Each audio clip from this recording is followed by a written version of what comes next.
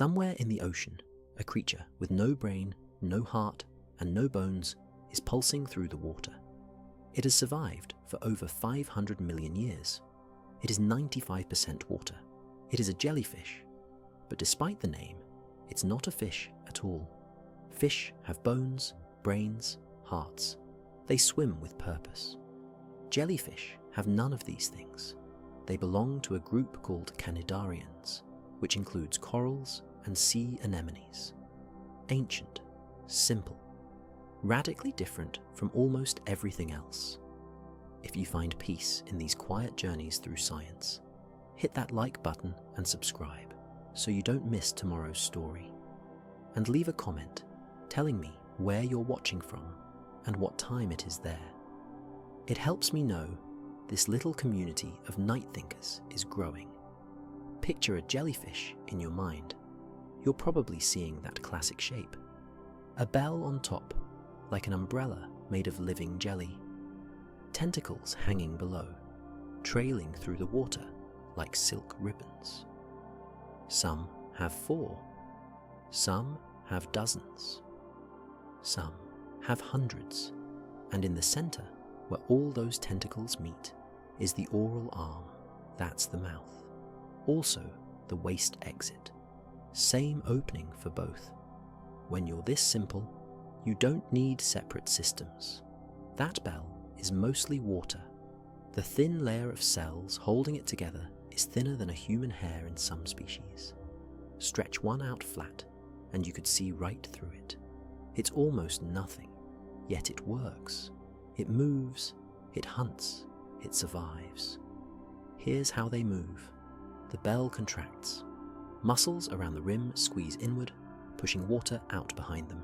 This creates thrust. The jellyfish moves forward. Then the bell relaxes, opens back up, fills with water again. Contract. Relax. Contract. Relax. It's pulsing. That's the word for it. A steady rhythm that carries them through the ocean. But here's the thing. They're not really swimming to anywhere specific. They have no brain to decide where to go. No eyes to see a destination. They pulse to stay off the ocean floor, to keep moving, through water where food might be. But mostly, they go where the current takes them. They're travelers without maps, wanderers without plans. Their tentacles hang below, waiting. Each tentacle is lined with thousands of tiny stinging cells. We'll get to those later. For now, just know they're there, waiting for something small to brush against them. That's how they eat. Passively, by being in the right place when prey swims by. No brain means no thoughts. No heart means no blood to pump. No bones means no skeleton to support. They are the opposite of complex. A human body has trillions of cells organized into hundreds of different types. Jellyfish have maybe 8 or 9 cell types. That's it. The absolute minimum to be a functioning animal. And yet, they're everywhere. Tropical waters, Arctic seas, surface level, deep ocean trenches, freshwater lakes even, for a few rare species. They've spread across the planet using this impossibly simple design. A body that's barely there. A life with no planning, no thinking, no control. So how does something so simple survive at all, let alone for 500 million years? The answer lies in their nervous system, or rather, their lack of one as we know it. You have a brain, a central command center. Every sensation you feel travels to that brain. Every decision comes from it. Touch something hot, and the signal races up your arm, hits your brain, and your brain tells your hand to pull away. Central control. One boss calling all the shots. Jellyfish work completely differently. They have what's called a nerve net. Picture a fishing net spread across their entire body. Each knot in that net is a cluster of nerve cells. These clusters connect to each other in every direction. No center, no headquarters, just a web of communication spread throughout the entire animal. Here's what this means. Touch a jellyfish tentacle, and that tentacle responds immediately. It doesn't send a message to a brain and wait for instructions. The nerve cells right there at the point of contact handle it. They talk to nearby nerve cells. Those cells talk to their neighbors. Information spreads outward like ripples on water. Fast, local, efficient. This is distributed intelligence. No single point of failure. Cut a jellyfish in pieces, and each piece still responds to stimuli. Each fragment still has functioning nerve clusters. There's no critical organ to lose because the whole body is the organ. They sense light without eyes. Special cells along the rim of their bell detect brightness and darkness. These cells send signals through the nerve net. The jellyfish pulses more in certain light conditions, rises toward the surface at dusk, sinks deeper at noon. Not because it's thinking about it, because the system responds automatically. They sense chemicals in the water, amino acids that leak from wounded fish, pheromones from potential mates. These chemical signals trigger responses through the nerve net. The tentacles might extend, the pulsing might slow. The jellyfish positions itself where food is likely to be. No thought required, just stimulus and response. They feel touch across every surface. Pressure sensors throughout the bell and tentacles detect movement, contact, water flow. A fish brushing against a tentacle triggers the stinging cells. A strong current triggers faster pulsing to compensate. The entire body is constantly sensing and responding. Think about what this means for consciousness. We assume intelligence requires a brain, requires centralized thinking, but jellyfish show us a different model. Awareness without thought, response without decision, a kind of being that exists without knowing it exists. They have no memory. Each moment is brand new. They can't learn from experience because experience doesn't stick. They can't plan because planning requires holding past and future in mind simultaneously. They live in an eternal present, pure sensation, pure reaction. And this isn't a limitation, it's a feature. No brain means no brain cancer. No centralized system means nothing critical to damage. They're almost impossible to kill with injury alone.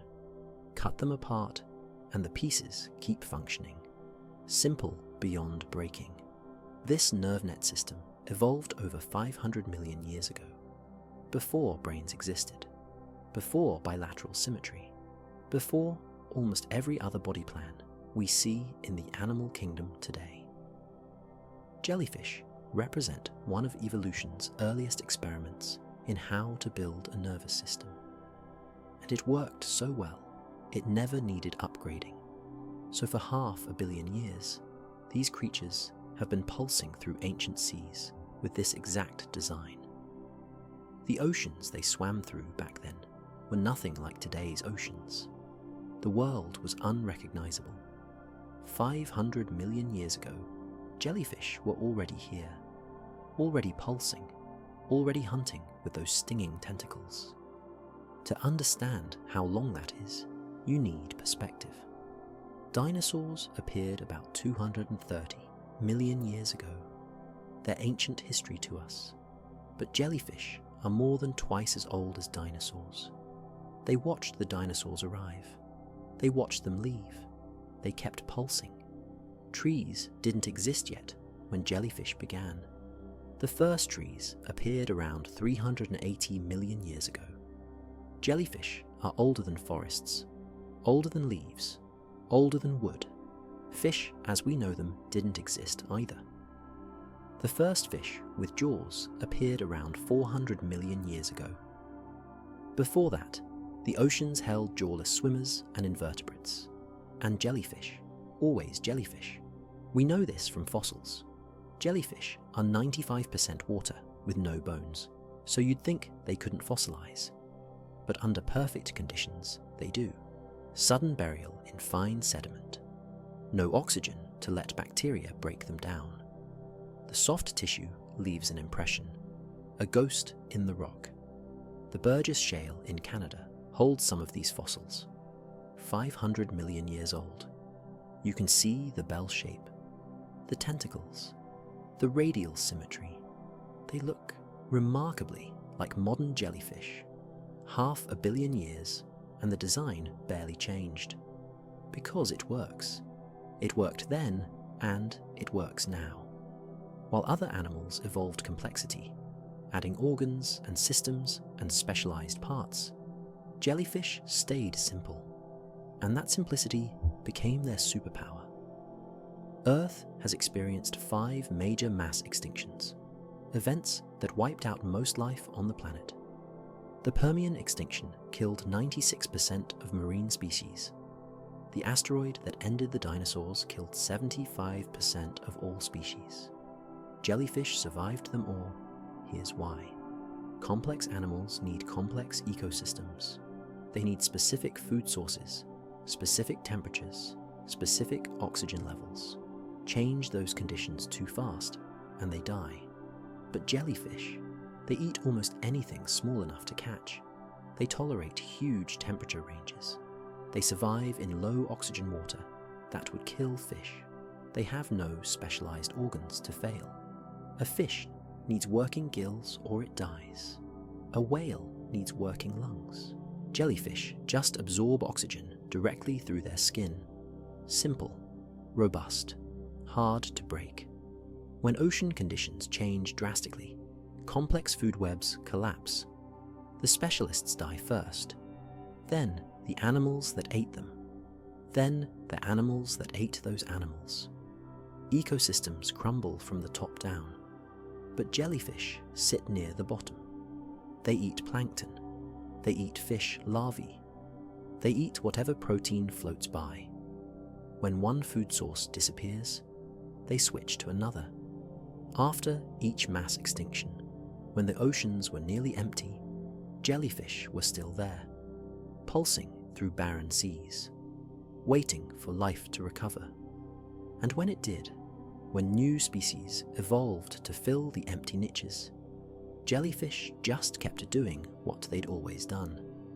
They don't outcompete other animals, they just outlast them, generation after generation after generation.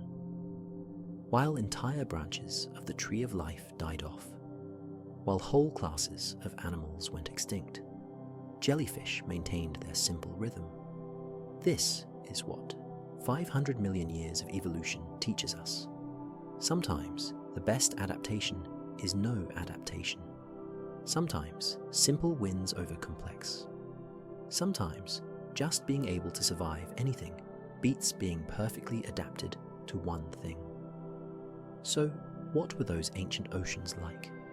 The world they first appeared in? Imagine the ocean 500 million years ago, the Cambrian period, a completely alien world. The water was warmer, much warmer. No ice caps existed. The poles were temperate. Shallow seas covered most of the continents, and the land itself was bare rock. No plants, no green anywhere, just stone and sky and endless ocean. Look down into that water. It's clearer than modern oceans in some ways. No plankton blooms yet, no massive schools of fish stirring up sediment. But it's strange. The chemistry is different. More carbon dioxide dissolved in it. Different mineral content. Different salt balance. The life swimming here looks like nothing you've seen. Trilobites scuttle across the seafloor, armoured and alien. Anomalocaris, a predator the size of your arm, swims with flapping lobes. Hallucigenia, a creature so weird, scientists assembled its fossils upside down at first, walks on spines. This is evolution experimenting, trying out body plans. Most will fail. And among all this strangeness, jellyfish pulse through the water, already familiar, already using the same design they use today. They were predators in this world, not the biggest, not the fastest, but effective. Most Cambrian animals were small, thumbnail-sized or smaller, perfect prey for a jellyfish trailing tentacles through the water column. Here's what made jellyfish dangerous even back then. Everything else had to chase food, hunt it down, catch it. That takes energy. But jellyfish just hung in the current, tentacles spread wide, a living net. Anything that swam into those tentacles was caught. This passive hunting strategy worked in the Cambrian seas because there were so many small swimmers. The water was thick with life, larvae, tiny crustaceans, worms, microscopic hunters, all of them moving, feeding, reproducing, and jellyfish positioned themselves in these clouds of prey, barely moving, just waiting. They hunted day and night, never sleeping because they have no brain to sleep with, never tiring because their simple pulsing takes almost no energy.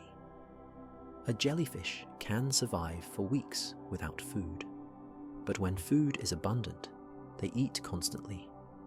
The oceans back then had fewer predators overall, nothing like the shark-eat-shark world we have now.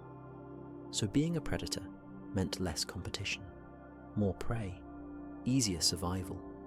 Jellyfish thrived. They also had size on their side in some cases. While many Cambrian animals stayed small, some jellyfish grew large. Imagine one the size of a dinner plate pulsing past a trilobite the size of your thumb. Scale matters. The jellyfish's tentacles could span 1 meter.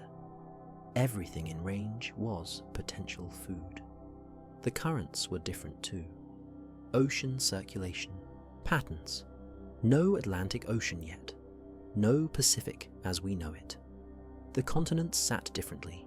Currents flowed in strange loops, and jellyfish rode these currents, spreading their genes across ancient seas. But even in this alien ocean, jellyfish needed their weapon. Those stinging cells. The mechanism that made them predators instead of prey. And that mechanism is one of the most sophisticated things in nature. Even 500 million years ago, it was already perfect. Every jellyfish tentacle is covered in cells called anidocytes, stinging cells. Millions of them. Each one is a microscopic weapon loaded and ready to fire. Inside each cell sits a capsule called a nematocyst.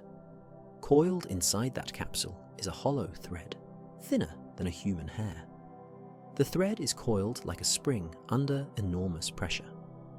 At the tip of this thread are barbs, sharp, hollow, connected to a venom sac. This entire system is smaller than a grain of sand. You need a microscope to see it, but it's one of the fastest mechanisms in the natural world. Here's what happens when prey touches a tentacle. Trigger hairs on the surface of the cnidocyte detect the contact. They also detect certain chemicals. The combination of touch plus chemical signature means food. The trigger activates. The nematocyst fires. The capsule opens. The coiled thread explodes outward. It accelerates at over 5 million Gs. For comparison, a bullet accelerates at maybe 30,000 Gs. This is faster. The thread shoots from coiled to fully extended in less than 1/1,000,000th of a second. The barbed tip punches through the prey's skin, penetrates the tissue. The hollow thread opens a channel. Venom flows through. All of this happens before the prey can even register pain, before nerves can fire, before muscles can flinch. It's over in an instant. The venom varies by species. Some jellyfish have mild venom that just numbs small prey. Moon jellies, the common ones you see in aquariums, can barely sting a human. You might feel a slight tingle. That's it.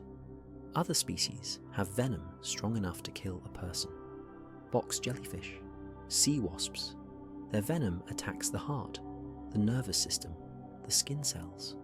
Minutes to death if untreated. But the mechanism is identical across all species. The same explosive launch, the same hollow thread delivery system, just different chemical payloads. And here's the remarkable part. Once a nematocyst fires, it's done, used up. The cell can't reload. But each tentacle has millions of these cells. Losing a few thousand per meal doesn't matter. The jellyfish constantly grows new ones, always armed, always ready. This isn't conscious. The jellyfish doesn't aim, doesn't choose when to fire. The system is automatic. Prey brushes the tentacle. Chemicals from prey skin trigger the receptors. The nematocysts in that exact spot fire. No thought, no decision. Pure mechanical response. It's brutally efficient.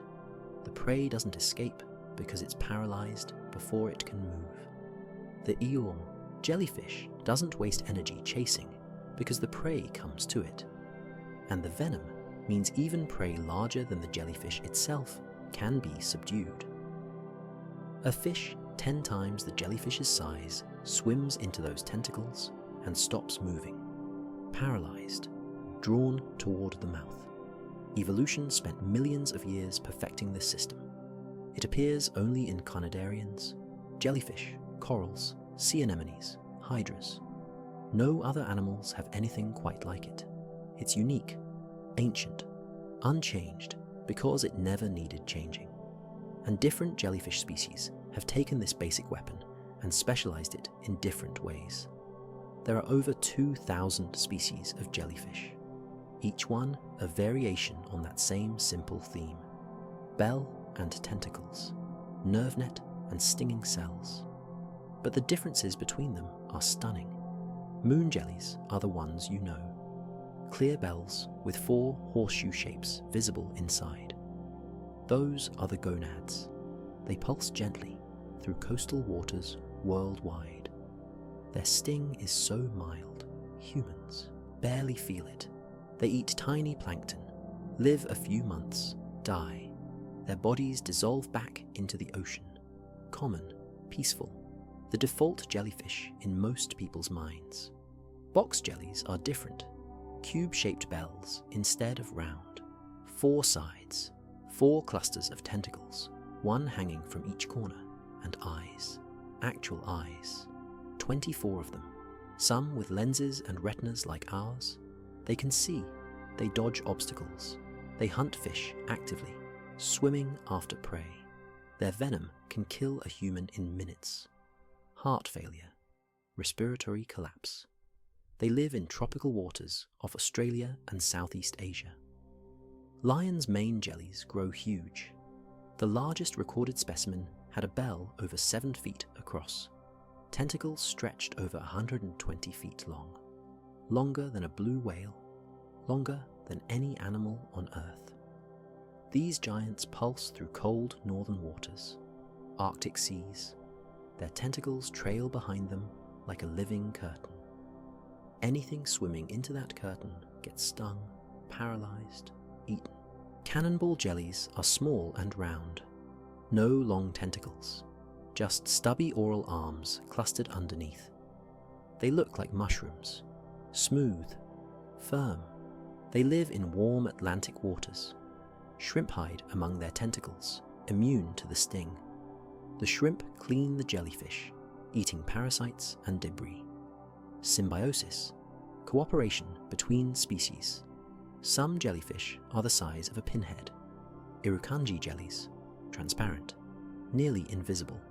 Their bell is smaller than your thumbnail, but their venom causes Irukandji syndrome, extreme pain, muscle cramps, vomiting, psychological symptoms, including a sense of impending doom. The victim feels like they're dying. Sometimes they are. Crystal jellies glow blue-green in the dark, bioluminescent. They pulse through Pacific waters, leaving trails of light. We'll come back to them later. Their glow changed human medicine. Upside-down jellies do exactly what their name suggests. They sit on the seafloor upside down, bell facing down, tentacles pointing up toward the light. Algae live in their tissues. The algae photosynthesize. The jellyfish absorbs the sugar the algae produces. Solar-powered jellies. Flower hat jellies look like underwater fireworks. Tentacles striped in pink and orange. They crawl along the seafloor on those tentacles, hunting small fish. When disturbed, they pulse upward in quick bursts, then settle back down. Despite all this variety, the basic blueprint stays the same. Radial symmetry, nerve net, stinging cells, simple body plan. What changes is size, shape, color, habitat, hunting strategy. But the core remains. They're all solving the same problem: how to survive in the ocean with minimal complexity. And one species found the most remarkable solution of all: a way to cheat death itself. Turritopsis dohrnii, the immortal jellyfish, a creature that can reverse its own aging. It's small. The bell measures about 4.5 millimeters across, smaller than your pinky fingernail. It lives in the Mediterranean and waters off Japan, translucent, barely visible, easy to overlook. But what it can do is extraordinary. When this jellyfish gets old or injured or stressed or sick, it does something no other animal can do. It transforms back into a polyp, the juvenile stage. It essentially becomes young again. Here's how it works. The adult jellyfish sinks to the ocean floor. Its bell collapses. The cells start changing. This process is called transdifferentiation. Specialized cells turn into different specialized cells. A muscle cell becomes a nerve cell. A digestive cell becomes a skin cell. The entire adult body reorganizes itself. The jellyfish forms a blob, a mass of transforming tissue. Then it develops into a polyp. The polyp is the first stage of jellyfish life, a stationary creature that clings to rocks. And from this polyp, new jellyfish will eventually bud off. The cycle starts over. This isn't reproduction. This is the same individual going backward in time biologically, taking its own cells and rewinding them to an earlier state.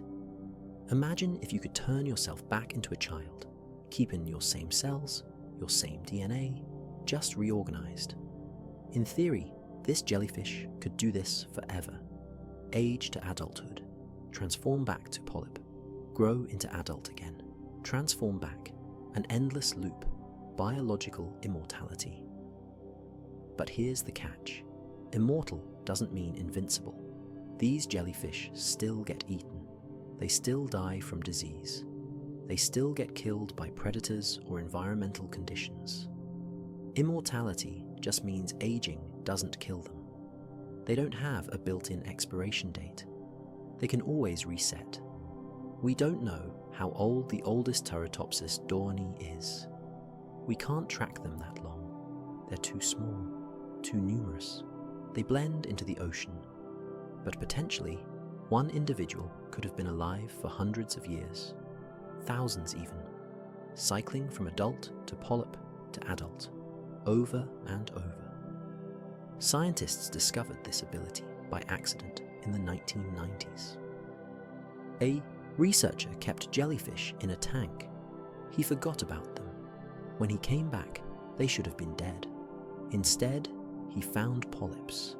The adults had transformed. He couldn't believe it. He tested it again. Same result. The jellyfish were reversing their development. This discovery changed how we think about aging. We assumed aging was universal, inevitable, a one-way process. But Turritopsis dohrnii proves it doesn't have to be.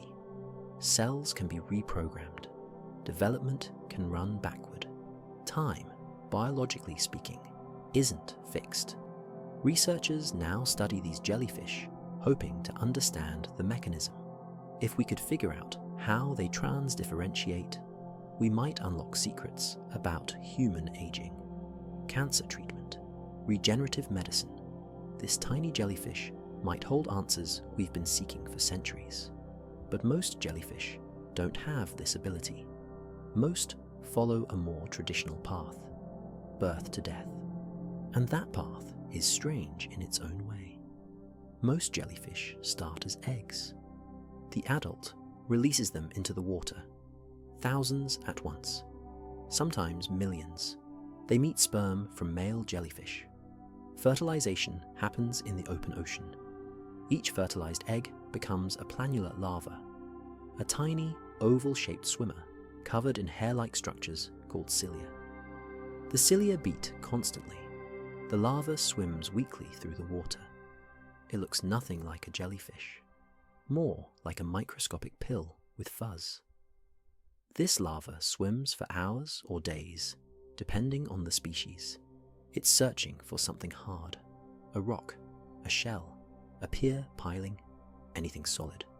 When it finds the right surface, it settles, attaches, and transforms. The planula becomes a polyp. Now it looks like a tiny sea anemone, a tube with a mouth on top surrounded by tentacles. These tentacles have those same stinging cells. The polyp is stationary, stuck to its rock. It will stay here for months, sometimes years. The polyp feeds, catches tiny plankton with its tentacles, grows. And here's where it gets interesting. The polyp can reproduce. It buds off copies of itself, genetic clones. One polyp becomes two become four. Soon the rock is covered in identical polyps, a colony. Then, when conditions are right, the polyp transforms again. This process is called strobilation. The polyp's body starts developing horizontal grooves, segments. It looks like a stack of plates. Each segment is a baby jellyfish called an ephora. One by one, these segments pinch off. They break free. Each ephora pulses away into the water. One polyp can release dozens of ephorae, each one genetically identical to the polyp that made it. The ephora doesn't look like an adult jellyfish yet. It's star-shaped, 8 arms radiating from a central disc. Each arm has a notch at the end. As it grows, the arms fill in. The notches close. The star becomes a bell. Tentacles develop. Months later, it's an adult. The adult jellyfish swims, hunts, eventually reproduces, releases eggs and sperm, then dies. Its body breaks apart, dissolves into the water. The cycle completes. But that polyp on the rock, it might still be there, producing more ephorae. Year after year, one polyp can generate hundreds of jellyfish over its lifetime, maybe thousands. This life cycle explains why jellyfish can appear suddenly in huge numbers. The polyps are always there, hidden on rocks, dock pilings, ship hulls, invisible, waiting. When water temperature hits the right range, when food becomes abundant, all those polyps strobilate at once. Thousands of polyps release thousands of ephorae simultaneously. Weeks later, the ocean fills with adult jellyfish. They appear out of nowhere from a human perspective. But they were always there, just waiting in a different form. And when thousands of jellyfish gather in one place, something remarkable happens. A jellyfish bloom is thousands, sometimes millions, of jellyfish gathering in one area. The water becomes thick with them, bells pulsing, tentacles trailing, a living soup of gelatinous bodies. These blooms can stretch for miles. Satellite images show them as dark patches in the ocean. Ships plow through them, their propellers clogging with jellyfish bodies. Beaches close because swimmers can't enter water so densely packed with stinging tentacles. The sheer number is overwhelming. Why do blooms happen? Several reasons. Temperature triggers them. Many jellyfish species reproduce when water hits a specific temperature range. All the polyps in an area strobolate within days of each other. Suddenly, the ocean fills with ephori. Weeks later, those ephori are adults, all together, all hungry. Food abundance also triggers blooms. Plankton populations explode in spring and summer. More food means more jellyfish survive to adulthood. The population spikes. And jellyfish eat plankton, so where plankton gathers, jellyfish follow. Ocean currents concentrate them. Jellyfish pulse vertically more than horizontally. They move up and down, but the current carries them sideways. When currents converge, jellyfish from vast areas get pushed into one spot. What was scattered across hundreds of miles compresses into a few square kilometers. The visual impact is surreal. Imagine looking down into clear water and seeing jellyfish stacked in layers. Thousands of translucent bells catching sunlight. Some species glow. Bioluminescent blooms create fields of blue-green light in the dark ocean. At night, boats passing through them leave trails of glowing water. Every movement triggers light. Moon jelly blooms are common in coastal waters. You see white and pink discs pulsing by the thousands. The water looks cloudy with them. Sometimes they wash ashore in massive numbers. The beach becomes covered in jellyfish bodies. Millions of them. They dry in the sun, become transparent films on the sand. Nomura's jellyfish form blooms in the Sea of Japan. These are huge jellies. Each one can weigh over 400 pounds. A bloom of them capsizes fishing boats. The nets fill with so much gelatinous weight the boat tips. Fishermen have drowned. The economic damage runs into millions of dollars. Here's what's strange. Jellyfish in a bloom aren't communicating. They have no way to signal each other. No social structure. No hierarchy. Each jellyfish is pulsing independently, following its own simple programming. Move up toward light. Move down when too bright. Pulse when current is strong. Stop when prey is detected. Yet they move as a group, not through coordination, but through identical responses to identical conditions. 1 million jellyfish, all sensing the same temperature, the same light level, the same current, all making the same automatic decisions. The result looks like cooperation, like a massive organism, but it's millions of individuals accidentally synchronized. Blooms can last days or months. Then they dissipate. The jellyfish spread out again. Or they complete their life cycle, reproduce, die. The bloom dissolves. The ocean clears. Until next year, when the polyps strobolate again. These massive gatherings travel with the ocean currents, moving through waters both shallow and deep. Some of those deep waters glow, not from sunlight, from the jellyfish themselves. Bioluminescence, the ability to produce light chemically. Many jellyfish species have it. They carry light-producing organs in their bells, along their tentacles, throughout their tissues. In the darkness of the deep ocean, they shine. The chemistry is simple. A molecule called luciferin reacts with oxygen. The reaction releases energy as light instead of heat. An enzyme called luciferase speeds up the reaction.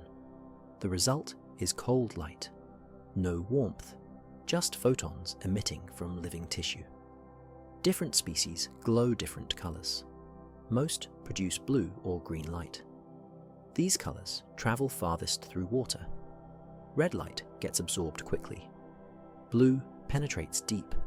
So evolution favored blue.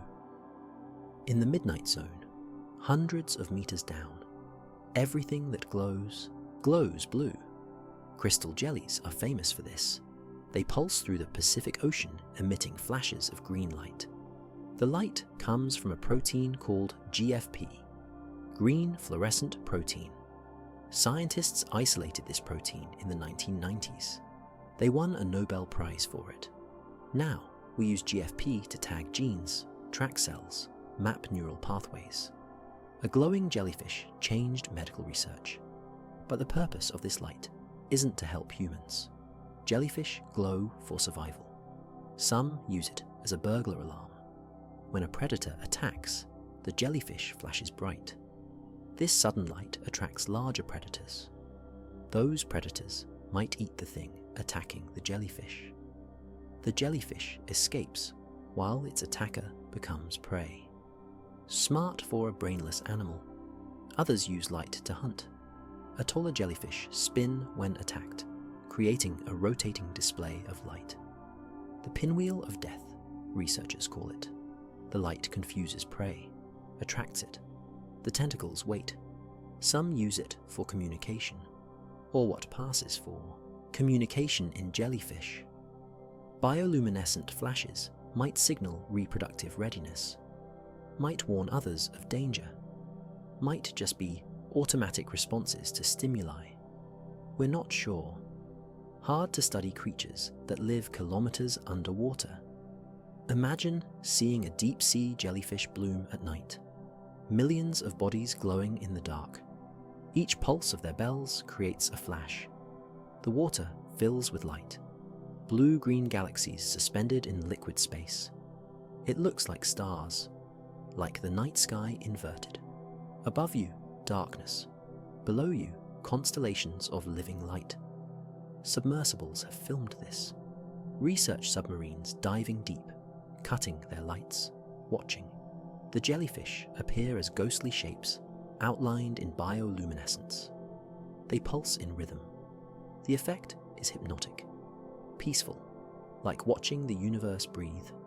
Comb jellies, cousins to true jellyfish, create rainbow effects. They have cilia arranged in rows. When light hits those cilia, it diffracts, creates colors. Red, orange, yellow, green, blue, violet. The jellies pulse and the colors ripple down their bodies in waves. They're not producing the colors, just bending light. But the effect is stunning. These light shows happen every night in the deep ocean. No audience, no purpose beyond survival. Just billions of jellyfish glowing in the dark, creating beauty that no one sees. Down in these depths, jellyfish take forms that seem impossible.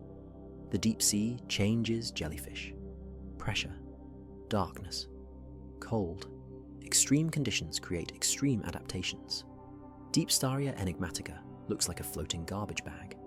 Its bell is enormous and flat, thin membrane stretched wide, almost two-dimensional. It pulses slowly, creating a pocket that traps prey inside. Small fish, shrimp, anything that swims into that pocket gets caught. The membrane closes around them. Digestive filaments dangle inside the bell. The prey dissolves while still trapped. Some deep-sea jellies have abandoned the traditional bell shape entirely. Penthocodon looks like a red cylinder. Its bell is tall and narrow. It sits vertically in the water. The tentacles point upward instead of down. It hunts by rising slowly under prey. The tentacles grab from below. Everything about it contradicts the standard jellyfish blueprint. Atolla weevili has a crown of spikes around its bell rim, deep purple, almost black in the deep water. When threatened, those spikes light up in sequence, the rotating light display we mentioned before. But up close, the structure is alien. Medieval crown crossed with deep-sea creature. Chrysotomylsae is blood red, translucent red. You can see through it, but everything inside is red tissue, red organs, red tendrils. It lives in the Arctic deep, where the water temperature hovers just above freezing. The red color is rare in deep-sea creatures. Most are transparent or black. This one chose visibility. We don't know why. The giant phantom jelly was filmed for the first time in 2021. Researchers had seen dead specimens washed ashore, but never alive in its habitat. When they finally captured it on camera, the bell measured over 3 feet across. Tentacles stretched over 30 feet. It moved like a ghost, slow, graceful, completely unbothered by the submersible's presence. Bathychorus bouilloni looks like a Darth Vader mask.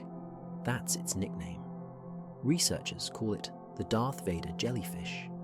The bell is shaped exactly like that helmet. Dark, imposing, it hovers motionless in the water. The resemblance is uncanny. Evolution accidentally created a pop culture reference. These deep-sea species deal with pressure that would crush most animals. At 1,000 meters deep, the pressure is over 1,400 pounds per square inch. At 4,000 meters, it's over 5,800 pounds per square inch. But jellyfish are 95% water. Water doesn't compress, so pressure doesn't affect them the way it affects animals with air spaces. They exist comfortably where submarines would implode.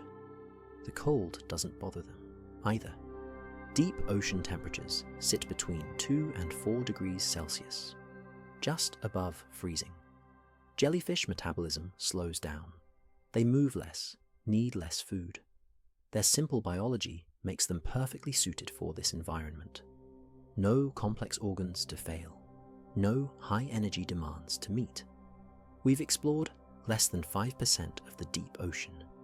Every deep sea expedition discovers new jellyfish species, things we've never seen, body plans we didn't know were possible. The ocean holds more jellyfish diversity than we've documented. But jellyfish don't just live in the deep. They exist everywhere water exists. Arctic waters hold jellyfish. Lion's mane jellies pulse under ice sheets, where water temperature barely rises above freezing. They grow massive in the cold. Their tentacles stretch longer than in warmer waters. They feed on Arctic cod, krill, smaller jellies. The cold slows their metabolism, but they thrive anyway. Tropical reefs swarm with box jellies. The warm water speeds their metabolism. They pulse faster, hunt more aggressively, reproduce more frequently. They weave through coral formations. Tentacles spread wide. The same basic animal as the Arctic species, but living completely differently. Jellyfish occupy every ocean depth. Surface skimmers ride the waves. Midwater species hang suspended between surface and seafloor. Deep sea forms hover in eternal darkness. Some species migrate vertically every day, rising at night to feed, sinking at dawn to avoid predators. A few species even live in fresh water. Craspedacusta sawerbi, the freshwater jellyfish, appears in lakes and ponds worldwide. Tiny, transparent. Most people never notice them. They probably arrived as polyps on aquatic plants, transported accidentally by humans. Now they pulse through reservoirs and swimming holes. Proof that the jellyfish body plan works almost anywhere. They're critical to ocean food webs. Prey for some, predator to many. Sea turtles eat jellyfish exclusively. Leatherback turtles can weigh 2,000 pounds on a diet of nothing but jellies. Ocean sunfish eat them, some seabirds, certain fish species, but jellyfish are predators too. They eat fish eggs by the millions. One jellyfish bloom can devastate a fish population's recruitment. All those eggs that should have become adult fish get caught in stinging tentacles instead. Fisheries collapse. Ecosystems shift. They transport nutrients vertically through the ocean. Jellyfish feed at the surface, where plankton is abundant. Then they sink to deeper water. Their waste products fall, sink further. When they die, their bodies sink too. All that carbon and nitrogen that was at the surface gets delivered to the deep. Deep sea creatures eat the falling jelly carcasses. the nutrients cycle. This biological pump matters for ocean chemistry. It affects how much carbon dioxide the ocean can absorb, how nutrients distribute across depths. Jellyfish are part of the ocean's respiratory system. Some fish hide among jellyfish tentacles. They're immune to the sting somehow. Young jackfish shelter under jellyfish bells. The tentacles protect them from larger predators. The fish clean the jellyfish, eating parasites. Symbiosis again. Both species benefit. Jellyfish populations fluctuate wildly. Some years, the ocean fills with them. Other years, they're scarce. These population swings ripple through ecosystems. When jellies are abundant, fish populations crash. When jellies decline, fish rebound. The balance shifts constantly. Climate change is altering these patterns. Warming water favors jellyfish in many regions. They reproduce faster in warm water. Their polyps survive winter when winters are mild. Some scientists predict jellyfish blooms will become more common, more severe, longer lasting. But humans have been watching jellyfish for thousands of years. Long before we understood their role in ecosystems, we noticed them. Ancient Greek mosaics show jellyfish. Detailed tiles arranged to capture the bell shape, the trailing tentacles. Mediterranean cultures saw them daily. Fishermen hauled them up in nets. Children watched them pulse in tide pools. They were part of the landscape, part of the sea. The word jellyfish comes from Medusa, the Greek mythological creature with snakes for hair. Early naturalists saw the resemblance, tentacles writhing like serpents. The comparison stuck. Even now, the free-swimming stage of jellyfish is called a medusa in scientific terms. Chinese culture has eaten jellyfish for over 1,700 years. They harvest certain species, process the bells, dry them into sheets. The texture becomes crunchy, slightly chewy. They serve it in salads, as appetizers. Slice it thin, dress it with sesame oil and vinegar. It's considered a delicacy. Restaurants in Asia serve it regularly. The processing removes the sting. They soak the jellyfish in alum and salt for weeks. This draws out water, firms the texture, neutralizes the venom. What remains is pure protein. Low calorie, high in collagen. Traditional medicine claims it improves skin, reduces inflammation, cools the body in summer heat. Japanese cuisine uses jellyfish too. They call it kuraji. Serve it with ponzu sauce. Mix it with cucumber. The taste is subtle. Mostly it's about texture, the crunch, the slight ocean flavor. Some Pacific Island cultures used jellyfish medicinally, applied them to wounds. The mucus coating apparently had healing properties. Modern research confirms jellyfish mucus contains antimicrobial compounds. Ancient practice backed by chemistry. Aristotle wrote about jellyfish, described them as neither plant nor animal, but something in between. He called them sea nettles because of the sting. He noticed they had no blood, no brain, yet they moved and fed. This puzzled him. How could something so simple be alive? Pliny the Elder documented jellyfish stings, warned Roman sailors to avoid them, described the burning sensation, the welts, the pain that could last for days. He recommended vinegar as treatment. We still use vinegar on some jellyfish stings today. 2,000 years later, coastal communities learned which jellyfish to avoid and which were harmless. Moon jellies they ignored. Box jellies they feared. This knowledge passed down through generations, not written, just told.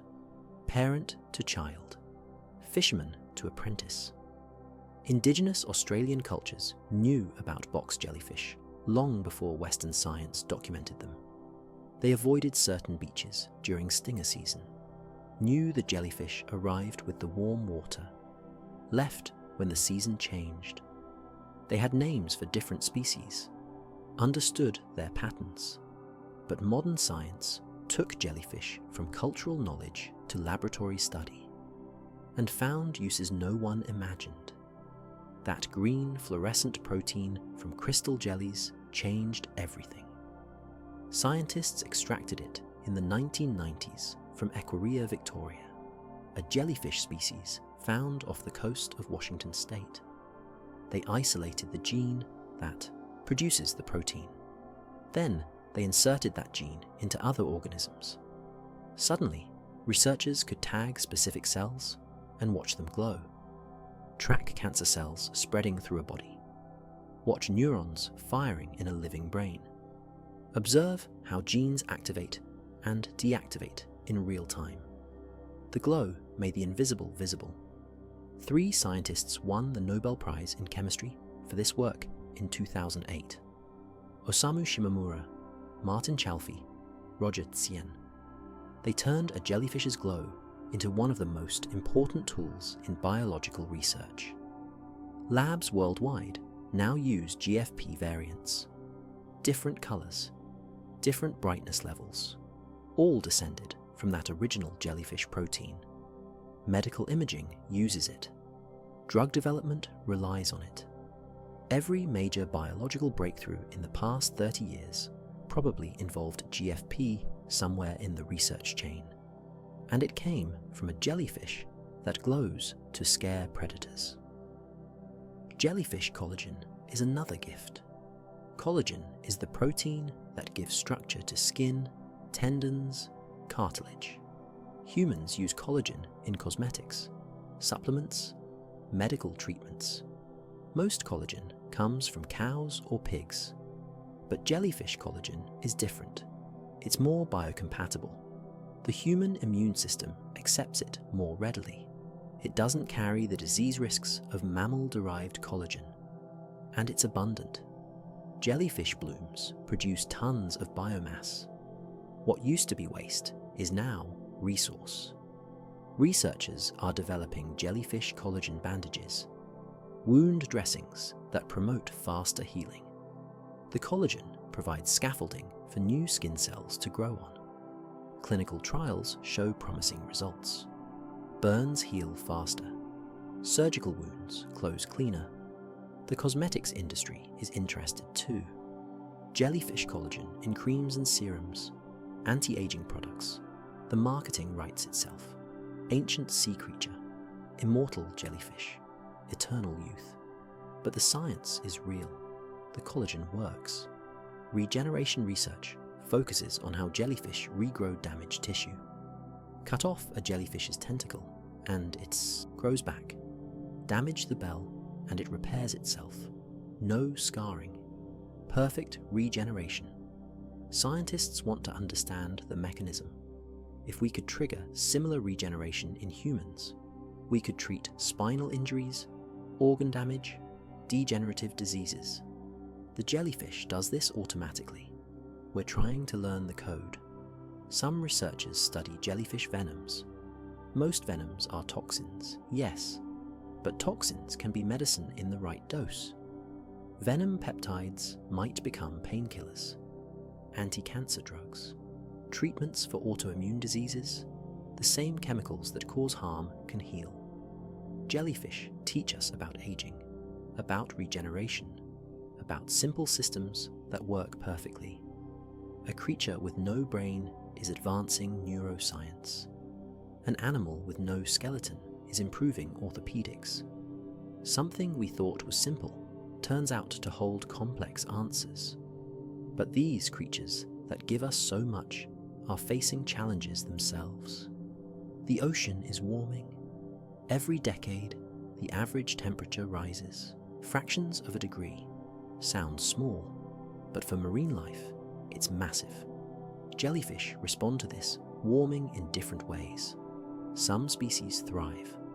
Warmer water means faster metabolism, faster reproduction, shorter time from polyp to adult, more generations per year. their populations explode. Nomura's jellyfish blooms in the Sea of Japan are getting worse. Bigger, more frequent. Scientists link this to rising temperatures. The polyps survive milder winters. They strobilate earlier in spring. The blooms start sooner and last longer. But other jellyfish species struggle. Those adapted to cold water can't handle the temperature increase. Their range shrinks. They retreat toward the poles.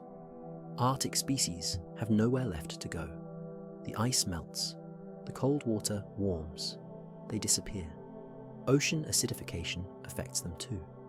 The ocean absorbs carbon dioxide from the atmosphere. This makes seawater more acidic. The pH drops. It's been dropping for decades. Jellyfish don't have shells or skeletons to dissolve, so acidification hits them differently. It affects their stationary polyp stage. Polyps need to attach to hard surfaces, but acidification dissolves calcium carbonate. Coral reefs crumble. Shellfish populations crash. The hard surfaces polyps need are disappearing. Some jellyfish adapt. They attach to plastic instead. Debris, trash, floating garbage. Human pollution accidentally provides new habitat. Polyps colonize plastic bottles, discarded nets, drifting waste. They thrive on our mess. Overfishing helps jellyfish too. We remove their competitors. Fish that eat the same plankton. Fish that eat jellyfish. Take out enough fish and jellyfish fill the gap. They become the dominant predator. Ecosystems flip from fish-dominated to jellyfish-dominated. This is happening in some regions already. The Black Sea, Namibian waters, parts of the Mediterranean. The balance has shifted. Jellyfish rule where fish once did. Changing currents alter jellyfish distribution. Ocean currents are shifting as the planet warms. Water flows in new patterns. Jellyfish that rode one current system now follow different paths. They appear in regions where they never existed before. Tropical species show up in temperate waters. The map is redrawing itself. Some see this as a jellyfish takeover, a future ocean dominated by jellies. But it's more complicated than that. Some species increase while others decline. Ecosystems change but don't collapse. The ocean adjusts. Life persists. What's certain is the ocean our grandchildren know will be different from the one we know. Warmer, more acidic, different creatures in different places. Jellyfish will be part of that change. Some winning, some losing, all adapting as they've adapted for 500 million years. And watching them adapt teaches us something valuable. Jellyfish don't fight the current. They can't. They have no powerful swimming muscles, no ability to navigate against water flow. The ocean moves them and they go. This seems like weakness, total lack of control. But it survived for 500 million years. Maybe there's wisdom here. Think about how much energy we spend trying to control things, planning every detail, fighting against circumstances, forcing outcomes. We exhaust ourselves, trying to swim against currents too strong to overcome. Jellyfish pulse just enough to stay off the bottom, to keep from sinking. The rest they leave to the ocean. Where the current goes, they go. If it takes them to food, they eat. If not, they conserve energy and wait. This isn't passive, it's efficient. They don't waste resources on battles they can't win. They save their limited energy for what matters. Pulsing, catching prey, surviving. Everything else is unnecessary. Their simplicity is strategic. No brain means no anxiety. No planning for a future that might not come. No replaying the past. Just this moment, this pulse, this movement through water, pure presence. We complicate everything. Add systems, layers, backup plans for the backup plans. We think complexity equals security, more control. better outcomes. But complexity creates more points of failure, more things to maintain, more energy required. Jellyfish prove the opposite works too. Minimal parts, minimal needs, minimal vulnerability. Nothing extra to go wrong, just the essentials, refined over hundreds of millions of years. They don't compete directly with other predators. They occupy their niche, do what they do. Other animals hunt actively, chase prey, fight for territory. Jellyfish hang in the water and wait. Different strategy, different definition of success. There's no jellyfish trying to be something other than a jellyfish. No dissatisfaction with being simple. No striving for complexity. They are what they are, perfectly adapted to their environment through the ultimate simplicity. When conditions change, jellyfish don't resist. They shift, move to different water, change depth, adjust feeding, behavior. They respond but don't struggle. Adaptation without resistance. This doesn't mean jellyfish are helpless. Their simplicity is their strength. Hard to kill an animal with no vital organs. Hard to starve an animal that can eat almost anything. Hard to stress an animal with no nervous system capable of stress. We could learn from this. Not to become jellyfish, obviously, but to recognize when we're swimming against currents we can't change. When complexity is creating problems instead of solving them. When control is an illusion we're exhausting ourselves to maintain.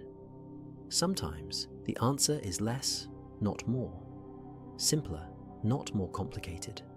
Accepting instead of forcing. The jellyfish pulses. The current carries it. It survives. It persists. It exists without needing to prove anything or become anything other than what it is. And in that simple existence, it creates something unexpected. Aquariums always have jellyfish exhibits. Always.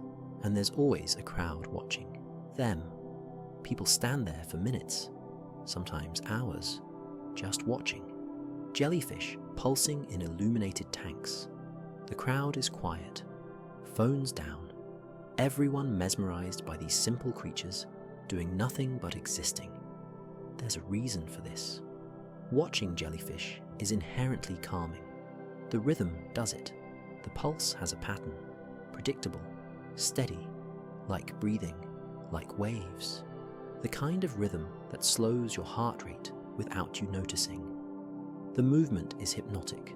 The bell contracts, expands, contracts, expands. Your eyes track it. Your mind follows. Before you know it, you're breathing in sync with the pulse. Your thoughts quiet down. The mental chatter fades. This is why hospitals use jellyfish tanks in waiting rooms. Why meditation apps show videos of jellyfish. Why stressed office workers pull up jellyfish footage on their screens. The effect is real, measurable. Heart rates drop. Cortisol levels decrease. The nervous system shifts from fight or flight to rest and digest. There's no plot to follow, no story arc, nothing happens. That's the point. Modern life is constant stimulation, news, notifications, demands for attention. We're always processing information, making decisions, responding to input. It's exhausting. Jellyfish offer the opposite, pure visual simplicity. They move, they exist, nothing more. Your brain doesn't have to work, doesn't have to analyze or predict or plan. It can just observe. Rest in observation. The transparency helps too. You can see through them. Watch the internal structures moving, the gentle pulsing of organs. It's intimate without being invasive. Like watching clouds. Your mind can wander while your eyes stay focused. Children especially respond to this. Kids who are normally bouncing off walls will stand still watching jellyfish. The movement captures them, holds their attention in a way that's gentle instead of demanding. No loud noises, no bright flashes, just slow, rhythmic pulsing. Some aquariums design entire meditation rooms around jellyfish tanks, benches facing the glass, dim lighting, quiet space. People come specifically to sit and watch, not to learn, not to be entertained, just to be present with these creatures. The jellyfish don't care that you're watching. They're not performing. They're not aware of your existence. This matters. There's no transaction happening, no exchange. They pulse regardless of whether anyone watches. Their indifference is peaceful. You can't rush them. They move at their own pace, always the same rhythm, never faster, never slower. In a world where everything is accelerating, where faster is always better, jellyfish refuse to participate. They exist at jellyfish speed. Take it or leave it. And in watching them, we slow down too. Match their rhythm. Remember what it feels like to just be. To exist without purpose or goal or destination. To pulse gently through the moment. This simple observation reveals something about their beauty. Light passes through them, not around them, through them. You can see water on the other side, see other jellyfish behind them. They're more window than wall. This transparency is structural. Their bodies are 95% water, held together by thin membranes. The proteins and cells that make up a jellyfish are scattered so thinly, there's almost nothing to block light. They're barely there, barely physical, almost ghost. But that almost nothing catches light in beautiful ways. The bell edge refracts it, creates rainbows at certain angles. The tentacles glow when backlit, each one outlined in silver. The oral arms cast shadows that are softer than shadows should be. Some jellyfish are pure crystal, completely transparent. You can only see them by the way they bend light, the slight distortion in the water, the shimmer at the edge of their bell. They're invisible until they're not. Others have colour, deep purple, blood red, pale pink, brilliant orange. The colour comes from pigments in their tissues, sometimes from the prey they've eaten, sometimes from algae living in their cells. The colour diffuses through their translucent bodies, glows from within. Moon jellies show their internal structure. You can see the 4 horseshoe gonads, the radiating canals, the stomach, everything visible through the bell. It's like looking at an anatomical diagram, except the diagram is alive and pulsing. The symmetry is perfect. Radial symmetry, every angle the same. Fold a jellyfish along any diameter and the halves match. This symmetry satisfies something in the human brain. We find it beautiful without knowing why. Maybe because it's rare. Most animals are bilateral, left side, right side. Jellyfish are circular, complete. Watch a jellyfish pulse and you see art. The bell contracts from the rim inward. The movement ripples. Waves of contraction travelling through tissue. It's coordinated, musical. Each pulse is a performance. The tentacles trail behind like calligraphy. They don't move independently. They follow the water. Each current writes different patterns. Sometimes they hang straight down. Sometimes they spiral. Sometimes they spread wide like fingers reaching. Photographers obsess over jellyfish. They're perfect subjects. Elegant, minimal. The negative space around them matters as much as the jellyfish itself. Black water, single subject, simple composition, yet endlessly varied. Artists paint them, sculptors mold them in glass. Dale Chihuly's glass jellyfish installations hang in museums worldwide. He captures their translucence, their flow, the way they seem both solid and liquid. Art imitating nature, imitating art. But jellyfish aren't trying to be beautiful. They don't know they're beautiful. The transparency evolved for camouflage, the symmetry for efficient movement, the colors for species recognition or warning. Beauty is accidental, a side effect of function. Yet we respond to it. We pause, we stare, we feel something looking at them. Peace, maybe, wonder, a sense of being in the presence of something other, something that exists outside human concerns, fragile beauty that's simultaneously ancient, delicate forms that have survived longer than mountains, creatures made of almost nothing that contain profound lessons, and those lessons matter now more than ever. What does a brainless, simple, ancient creature teach us about living? More than you'd think. Jellyfish survive by being minimal. They carry nothing extra, no complex systems that can fail, no specialized organs that limit their options, just the basics. Bell, tentacles, nerve net, stinging cells. Everything else is stripped away. We do the opposite. We accumulate possessions, commitments, complications. We add layers, thinking they make us safer, more capable, more successful. But each layer is something else to maintain, something else that can break. Jellyfish show us that survival doesn't require complexity. Sometimes less is more resilient. The simpler the system, the fewer vulnerabilities it has. They also don't fight what they can't change. The current moves them. They pulse to stay suspended, but they don't resist the flow. They go where the ocean takes them. This isn't defeat. It's acceptance of reality.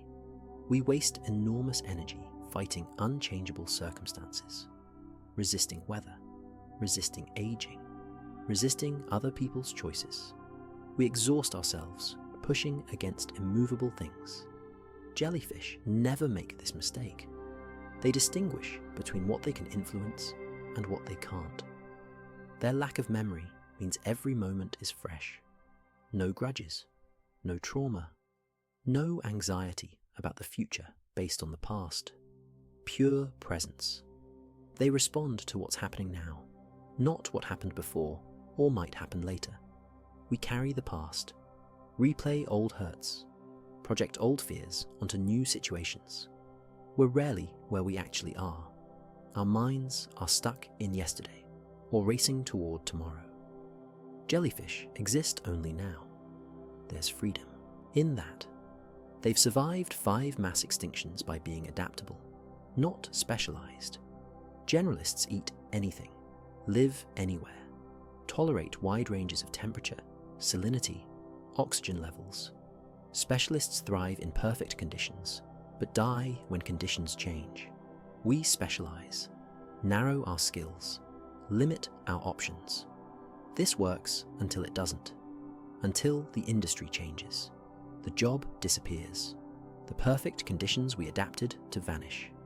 Flexibility beats optimization in an uncertain world. Jellyfish don't compete directly. They occupy their niche. Do what they do well. Let others do what they do well. No jellyfish is trying to be a shark. No jellyfish is failing because it's not a fish. We compare ourselves constantly, measure our success against others, feel inadequate because we're not someone else. Jellyfish are just jellyfish. That's enough. It's been enough for 500 million years. Their transparency is literal and metaphorical. Nothing hidden, no pretense. What you see is what exists. No performance, no facade. They can't pretend to be something they're not. We hide, build walls, construct personas, spend energy managing how others perceive us. Jellyfish don't have that option, and they survive anyway. Maybe there's less to protect than we think. These lessons aren't instructions. We're not jellyfish. We have brains and complexity for good reasons. But sometimes, when the world feels overwhelming, when control feels impossible, When we're exhausted from fighting and planning and worrying, we can remember them. Pulsing gently through the water, going where they're carried, simple, present, surviving. And as you settle into rest tonight, you can borrow that simplicity. Remember where we started. A creature with no brain, no heart, no bones, surviving for 500 million years by being almost nothing. That's what jellyfish teach us in the end. You don't need everything. You just need enough. Right now, somewhere in the ocean, a jellyfish is pulsing. It has no idea you exist. No awareness that we spent this time exploring its world. It just pulses, catches what floats by, exists without question or doubt. And maybe that's what makes them so calming to think about. They're proof that existence doesn't have to be complicated. That survival doesn't require constant control. That being simple, being present, being carried by currents you can't fight anyway, is enough. You're lying down now, or sitting, getting comfortable. Your day is ending. All the complexity of being human, all the thinking and planning and worrying, it can rest for a while. Think of yourself as a jellyfish for a moment. Not the creature itself, but the way it exists. Your breath is the pulse of the bell, in and out, steady, rhythmic. You don't have to control it. It happens on its own. The thoughts that float through your mind are like plankton in the current. You don't have to catch them all. Don't have to examine each one. Let them pass. Some will trigger a response. Most won't. That's fine. You're just here, pulsing gently, letting the current move things through and past you. You don't need to solve anything tonight. Don't need to plan tomorrow. Don't need to replay today. The ocean carries you.